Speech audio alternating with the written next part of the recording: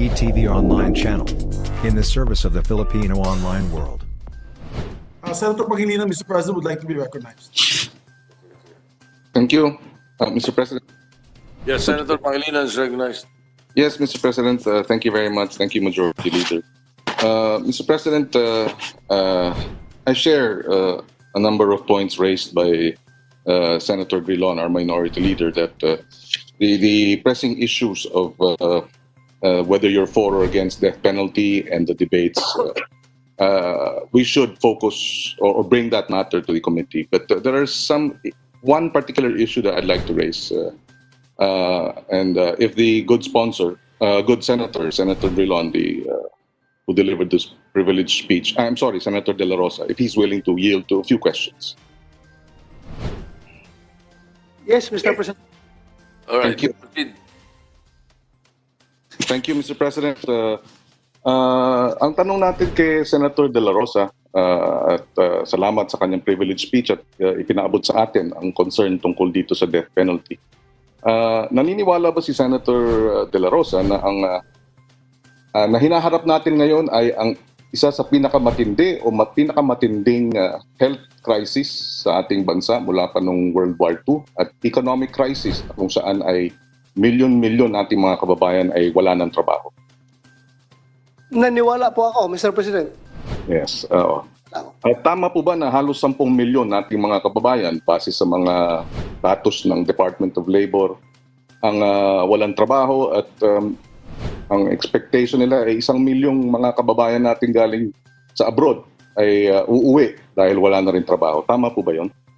Tama po, Mr. President. Oo. At naniniwala ho ba ang ating butihing senador na hanggat hindi natin nasusolusyonan at mabawasan itong pagkalat ng COVID, hindi natin mababangon ang ating ekonomiya at mananatiling laganap ang gutom at laganap din ang kahirapan at Tama po, kawalan ng trabaho. Mr. President. Maaari bang ipaliwanag ni Senator De La Rosa kung paano makakatulong ang reimposition ng death penalty sa pinakamatinding problema ng kawalan ng hanap buhay at trabaho at pinakamatinding problema ng pagkalat ng COVID sa ngayon? Well, Mr. President, tayo nga, totoo, tayo may kinakaharap ngayon na pandemic ng COVID-19. But, alam mo, itong aking issue na nire-raise ngayon, this is also considered as a global pandemic, itong drug problem. So, hindi naman siguro ibig sabihin na porke tayo may kinakaharap na global pandemic na COVID-19, ihinto na lang tayo sa paggawa ng ibang batas para sa ibang mga issues na kinakaharap ng ating lipunan at doon na lang tayo mag-concentrate. In fact, Mr. President, your proposition, we had just voted yesterday after the third reading yung ating Bayanihan 2. Kung gusto mo talaga na matulungan yung ating mga kababayan para makabangon dito sa pandemyang ating kinakaharap, sana tayo lahat ay bumuto doon sa Bayanihan 2 na yun. Dahil yun talaga ang purpose ng Bayanihan 2 na yun, para makabangon ang ekonomiya ng Pilipinas. Sana tayo lahat ay bumuto para doon sa batas na yun. Yun lang po, Mr. President, ang aking sagot. Yes, pinaliwanag naman natin kahapon kung bakit ang dahilan ng ating pagboto, ang naging dahilan ng boto natin kahapon.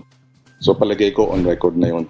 So naniniwala ang butihing senador na sa gitna ng pandemya at milyon-milyon ang walang trabaho at ginugutom, na dapat pa rin top priority ng administrasyon na ibalik ang death penalty. Tama po yun.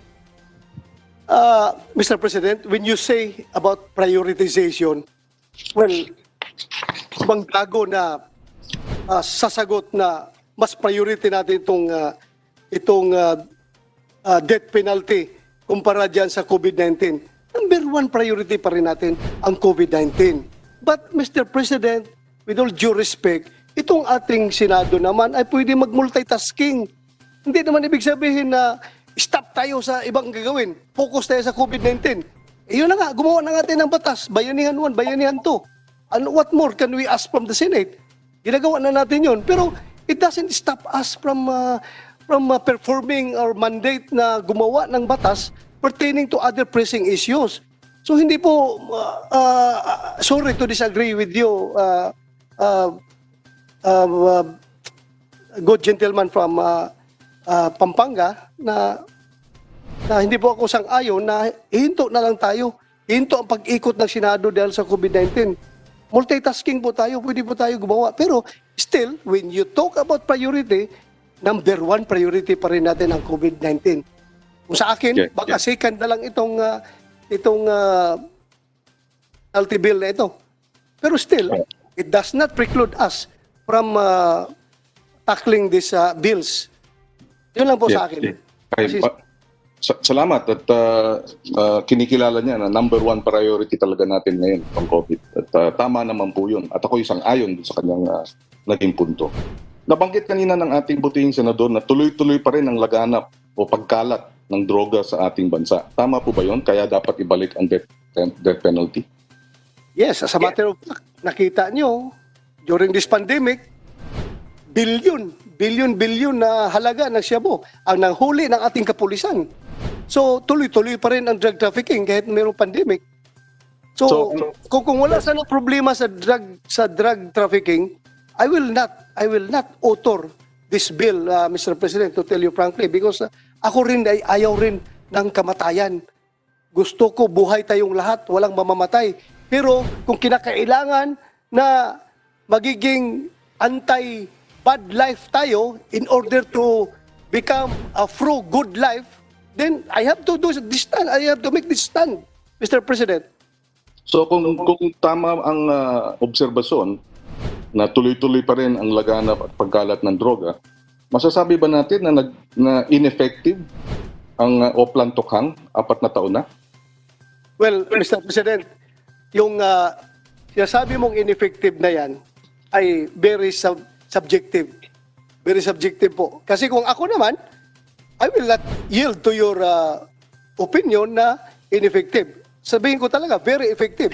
Saan ka ba nakakita ng programa ng gobyerno na nakakamit ng 1.3 million na surrenderers sa drug, na mga drug users at drug users? Dito lang sa Oplan Tokhang. Saan ka nakakita ng 30,000 na mga drug offenders na aresto? Dahil ito sa Oplan Tokhang. Saan ka nakakita ng pagbaba ng crime rate by 49%, almost 50%, dahil sa Oplan Tokhang? So, masasabi ko po na very effective ang Oplan Tokhang. Pero, kaya nga, patuloy pa rin pumapasok ang drug sa ating bansa dahil itong business na ito ay very lucrative. Very lucrative. Masyadong mataas ang return of investment ditong drug business na ito. Kaya itong mga drug lord ay hindi talaga hinto sa kanilang negosyo hanggat hindi maibalik ang death penalty. Dahil nga, kahit nasa loob na sila ng bilibid, nakakulong na sila, patuloy pa rin ang kanilang negosyo sa droga. Dahil buhay man sila, wala mang problema. So kung yung mga drug lord na yan nasa loob ng bilibid, kung yan ay pinagbibitay na natin noon pa, matagal na sanang nawala itong ating problema sa droga. Sino magpapapasok dito ng droga? Sila. Alam po ninyo ang sitwasyon sa bilibid? Itong mga Chinese drug lord, sila ang in charge sa supply coming from abroad, coming from China. At pagpasok dito, sila rin ang in charge kung sinong pagkatiwalaan nila na mga local drug lord na nakakulong sa loob na bilibid ang mag-in charge sa distribution. So ganoon po ang kalakaran, Mr. President. Hindi ganoon kadali na sabihin natin ineffective ang Oplan Tokhang. Otherwise, wala nag-surrender na 1.3 million kung ineffective ang Oplan Tokhang. Very effective po. Kaya lang, naging ineffective yung ating total campaign dahil wala tayong batas na death penalty. Kung meron tayong death penalty, sabi nga sa akin ng drug lord dyan sa Bilibid, Sir, ibalik na yung death penalty. Mawawala itong problema natin. Kung hindi man totally mawawala, bababa ang problema ng droga sa inyong bansa dahil nga kami mga incheck, kami mga Chinese na drug lord, ang pinakamalaki sanang market namin sa droga ay yung China. Pero hindi kami pwede magdegosyo ng droga sa China. Patay kami kagad doon. Bitay kami. Pero sa Pilipinas, wala. Enjoying kami. Kahit nakakulong sa bilibid, tuloy ang ligaya. Tuloy ang negosyo dahil hindi nyo kami binibitay. Bitayin nyo kami. O sino pa magpapatuloy sa drug business namin? Wala na. Are you So, saying, Senator De La Rosa, are you saying that the manufacturers and the drug lords, bakit ayaw nilang mag-cooperate sa Singapore, sa Malaysia, sa Indonesia, sa China? Ba't ayaw nila doon? Ba't gusto nila rin sa Pilipinas? Merong death penalty doon sa mga bansa na tinutukoy mo, Mr. President, at napaka-stricto po yung batas na sa death penalty doon. Patay kaagad, mabilis ang execution doon. Kaya ayaw nila magnegosyo doon. Gusto nila dito sa Pilipinas. Dahil enjoying sila, wala tayong death penalty. Pero kung sampulan natin yan, kumuha tayo dyan ng convicted na drug lord. Execute natin in public, ipakita natin sa taong bayan na ito mangyayari sa inyo pag kayo'y sige maghakot ng droga dito sa Pilipinas. Tingnan natin kung hindi matakot yung mga drug lord na yan. But you can only do that if do his drug trafficking, high-level drug trafficking in the National Bilibid prisons. Otherwise, you cannot meet him the death penalty if because of his previous crime. Yeah. Correct. Yeah. We agree, Mr. President, that the law is never retroactive. We cannot. It can never be retroactive. So hopefully, mahuli natin sila in the future after the death penalty will be reimposed. All right, Senator Pangilinan, please. Yes, thank you. Thank you, Mr. Senate President. Ang sa atin, we beg to disagree na kahit na milyon ang nakulong o nag-surrender, pero laganap pa rin ng droga, ibig sabihin successful. Hindi ko nakikita yung logic na ang dami nating inaresto, libo-libo ang namatay, pero laganap pa rin ng droga. So, I beg to disagree na dapat successful dahil lagana pa rin ng droga pero milyon ang ating nag-surrender. Hindi ko nakikita yung anyway, I beg to disagree. Nabanggit din po na dapat yung mga drug lord. Kung naalala nyo yung billion-billion na pinalusot sa Bureau of Customs noong 2017 at 2018, meron bang mga drug lord na nakasuhan doon? Wala, Mr. President, dahil ang drug lord nandun sa China. Kaya nga siguro, Jurisdiction over China. ibig sabihin, yung mga malalaki, walang nakulong, walang nasampahan. Although, may mga testigo na hiniring pa nga natin sa Senado, si Mr. Taguba, nabanggit yung Mr. Tan, nabanggit yung iba-ibang mga pangalan, pero hindi ata, walang nasampahang drug syndicate o drug lord. Hindi pa at nabanggit naman na nasagot naman po 'yun, ano. So ang tanong ko po,